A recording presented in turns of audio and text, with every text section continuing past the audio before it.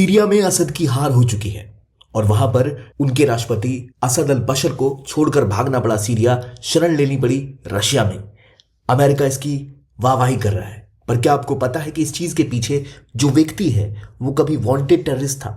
एक ऐसा इंसान जिसको आज अमेरिकी मीडिया सेलिब्रेट कर रही है, उसके ऊपर अमेरिका ने खुद $10 मिलियन का इनाम रखा था। कौन है ये व्यक्ति मोहम्मद अल जबौली और क्या इसका इतिहास और क्यों इसके कई सारे नाम हैं, चाहे वो मोहम्मद अल जवालनी हो, मोहम्मद अल जबैल हो या फिर जोलानी हो। आइए जानते हैं इस इंसान की पूरी कहानी और कैसे एक ग्रुप खड़ा हुआ और कैसे अबू मोहम्मद अल जोलानी ने इस ग्रुप को खड़ा किया जो कभी आईसिस और अल कायदा का पार्ट था, आज इतना पावरफुल हो चुका है कि उसने रशिया और ईरानियन आर्मी की मदद से लड़ने वाली सीरिया की आर्मी को हराया और अब कब्जा पूरे के पूरे सीरिया पर लगभग कर चुका है। आइए जानते हैं इस पूरी कहानी को। Welcome to Gyankosh. सबसे पहले समझिए हुआ क्या। सीरिया का एक ऐसा देश जो पहले भी कई टुकड़ों में बटा हुआ था। इसमें रूलर थे असद अल बशर। असद अल बशर का कब्जा पूरे सीरिया पे कभी नहीं था।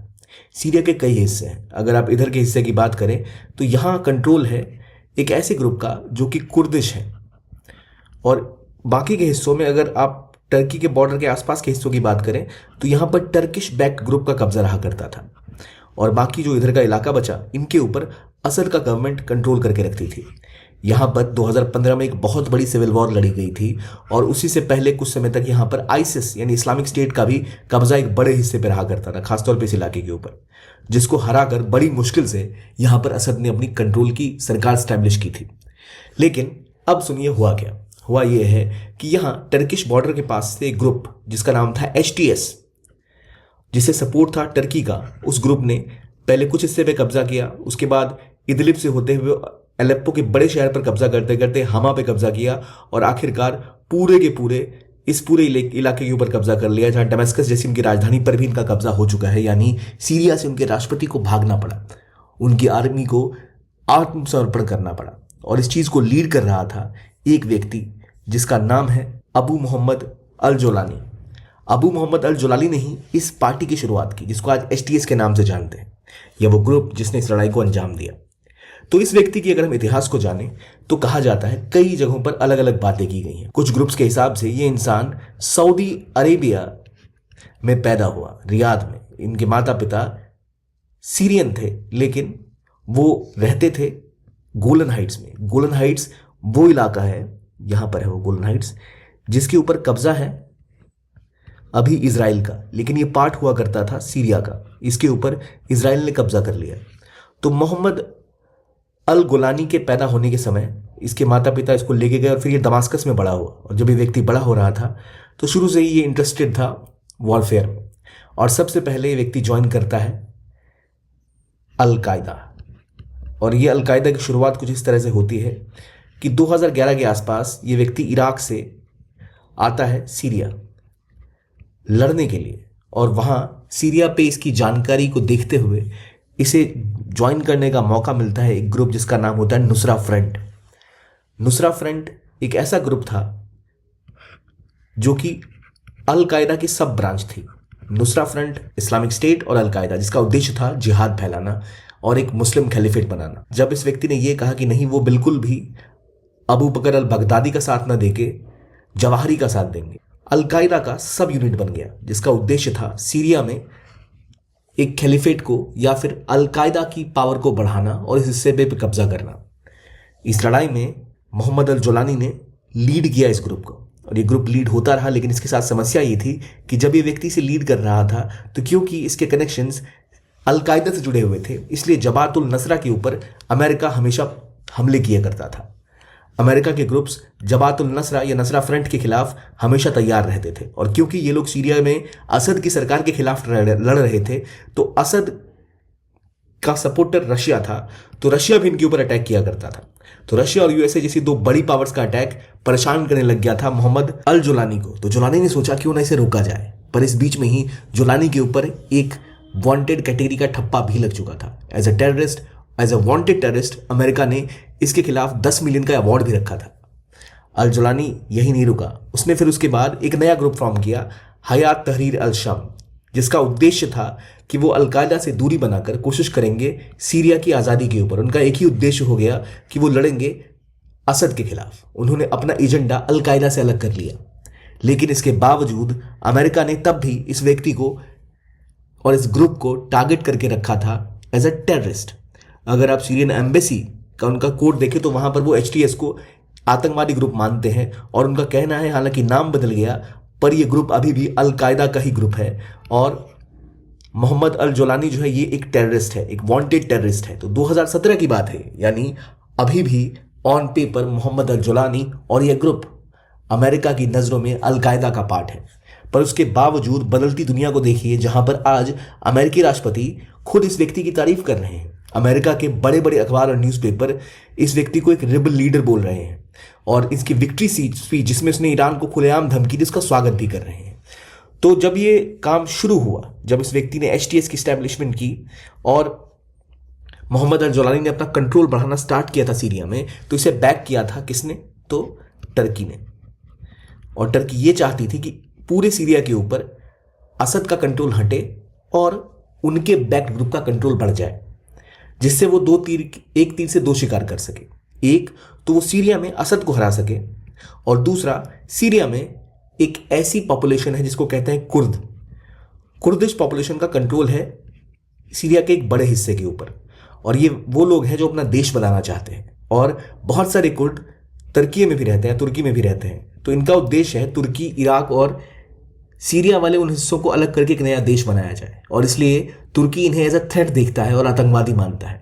तो उम्मीद ये की जा रही है कि टर्की के इस प्यादे का जैसे ही विजय हुआ सीरिया के ऊपर, तो अगला उद्देश्य होगा इनका कुर्द को वहां से हटाना। लेकिन इसमें अमेरिका को क्या फायदा है? देखिए, ये जो व्यक्ति है इसकी इस पूरी फोर्स ने डिफीट किया है किसे? तो असद अल बशर को। अब असद एक शिया लीडर था और दुनिया के जितने शिया ग्रुप्स थे मेजरली वो उनको सपोर्ट कर रहे थे, जिनमें सबसे बड़ा ग्रुप तो कोई था तो वो ईरान था। इसके अलावा ईरान, हिजबुल्लाह खुलेआम सपोर्ट करते थे असद को। और इतना ही नहीं, असद को डायरेक्ट सपोर्ट मिलता था पुतिन से भी, क्योंकि पुतिन से इनकी दोस्ती थी। और ये तीनों के तीनों अमेरिका के बहुत बड़े दुश्मन हैं और इनकी हार का मतलब था कि सीरिया में अब ईरान का कंट्रोल घट जाएगा। जैसे ही सीरिया में ईरान का कंट्रोल घटता है तो उसके बाद ईरान जो यहाँ पर है, यहाँ से सीधे सीधे हमले इजराइल पे नहीं कर पाएगा। अभी क्या होता था कि अगर कोई भी हमला ईरान को करना होता था, उसके लड़ाके इराक में भी थे, सीरिया में भी थे, तो आराम से वो हथियार, ड्रोन्स, इन सब को भेज के यहाँ से अटैक कर सकता था इजराइल के ऊपर। लेकिन अब वो संभव नहीं है और इसी की वजह से इसको सेलिब्रेट कर रहा है USA कि चलो ईरान का एक बहुत स्ट्रांग अलाई हार गया और ये हमारे लिए खुशी की बात है। इसके अलावा उन्हें ये भी खुशी है कि रशिया की डिफीट है ये, क्योंकि रशिया खुद अभी यूक्रेन में लड़ने में व्यस्त है। ईरान को इजराइल के साथ लड़ने में दिक्कतों का सामना करना पड़ा। इन दोनों की आर्मीज अलग अलग जगह व्यस्त थी, इसी कारणवश सीरिया में ये उतना सपोर्ट कर नहीं पाए जितना ये करना चाहते थे। तो अमेरिका देख रहा है एक मौका जहां वो अपना इन्फ्लुएंस इस रीजन में बढ़ा सके और मौके की बात है। इसलिए मोहम्मद अल जोलानी जो एक समय में वांटेड टेररिस्ट था, जो अभी भी वो कहते हैं ऑन पेपर की अलकायदा का आदमी है, उसने सीरिया पे कब्जा किया और अमेरिका के राष्ट्रपति ने इसका समर्थन किया। तो एक ऐसा व्यक्ति जो ग्लोबल जिहादिस्ट के नाम से जाना जाता था, जहां $10 मिलियन का इनाम जिस व्यक्ति के नाम पर है, आज वो रेवोल्यूशनरी कहलाने लग गया। असल में अगर आप HTS को देखें, यानी हयात तहरीर अल शम, तो ये ग्रुप जब अलग हुआ तो इसका उद्देश्य ही बदल गया था। इसने क्लेम किया था कि वो अलकायदा से रिश्ते तोड़ रहा है और अब कोशिश जिहाद की नहीं करेगा, बल्कि सीरिया में एक नई सिस्टम को लाने की कोशिश करेगा। और इवन मोहम्मद अल जोलानी की बात करें तो इस व्यक्ति ने भी अपने आप को बदल डाला। पहले जो ये जिहादी आउटफिट में रहते थे, अपने आप को मॉडर्न ड्रेसेस में पहनना, कपड़े पहन के इंटरव्यूज देना स्टार्ट किया। और जो व्यक्ति पहले कभी अपना चेहरा नहीं दिखाता था, उस व्यक्ति ने टीवी पर आकर अपनी तरफ से बातों को बोलना स्टार्ट किया कि इनका उद्देश्य क्या है। जब दमिश्क के ऊपर कब्जा हो चुका है, यानी सीरिया पर इनका कंट्रोल स्टैब्लिश हो चुका है, तो इन्होंने ये बोला कि ये कोशिश ऐसी करेंगे कि जो शिया ग्रुप्स हैं और जो ऐसे माइनॉरिटीज़ हैं जिन पे कहा जा रहा है कि इनकी जान को खतरा हो सकता है, उनकी जान को बचाने की कोशिश करेंगे।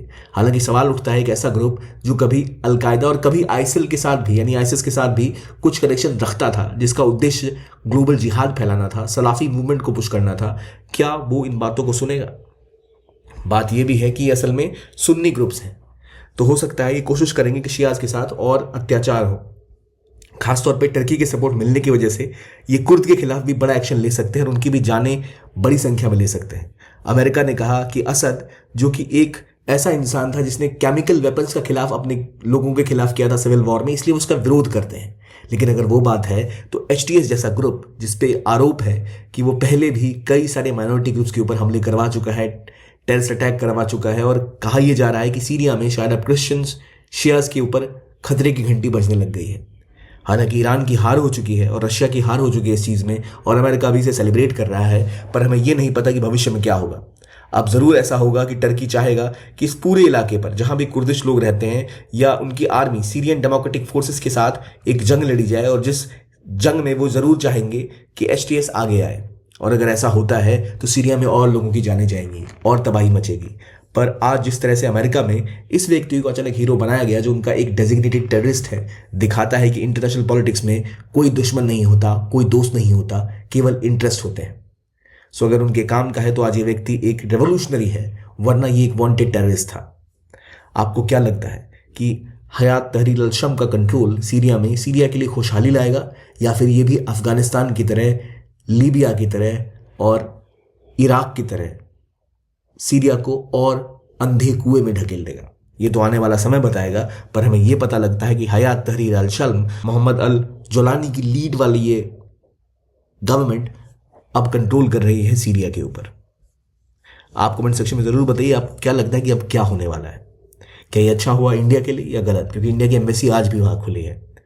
और अगर आप इंटरेस्टेड हैं UPSC के कोर्सेज में तो आप ज्वाइन कर सकते हैं हमारा 2026 का बैच या 25 का बैच। 2025 में हम प्रहार हिंदी और इंग्लिश के बैचेस को आप ज्वाइन कर सकते हैं। टाइटन जो इंग्लिश का बैच है उसको आप ज्वाइन कर सकते हैं। अगर आप 2026 के एस्पिरेंट हैं तो आप टाइटन और संकल्प को ज्वाइन कर सकते हैं, जहां आपको मिलेंगी लाइव और रिकॉर्डेड GS क्लासेस, यानी आप लाइव क्लासेस लेंगे, उनका रिकॉर्डेड वर्जन भी आपको मिलेगा डैशबोर्ड के ऊपर। आपको CSET की क्लासेस प्रोवाइड की जाएंगी। डेली प्रीलिम्स और मेंस की क्वेश्चंस, प्रैक्टिस क्वेश्चंस आपको मिलेंगे, जिसकी तैयारी करके आप अपने आप को अच्छे से प्रिपेयर कर सकते हैं। और आपको मिलेंगी ई-बुक्स, वो भी इतनी कॉम्प्रिहेंसिव को एक ही जगह आपको मेजर जितने भी पॉइंट्स हैं उनको कवर करके देगी। आपको बार बार भटकना नहीं पड़ेगा नोट्स के लिए यहाँ वहाँ। और ये सब मिलेगा आपको लाखों की फीस में नहीं, केवल 7,999 रुपये से ही कोर्सेज स्टार्ट है। और ये हर तरीके से आपको प्रिपेयर करेंगे आपके आने वाले एग्जाम के लिए। तो अगर आप इसमें इंटरेस्टेड हैं तो आप हमारे वीडियो के नीचे जो लिंक है उस पर क्लिक करके इस कोर्स तक पहुँच सकते हैं और अपने आप को एनरोल कर सकते हैं। तो ये था आज का वीडियो। देखने के लिए बहुत बहुत धन्यवाद। Keep on watching ज्ञानकोश।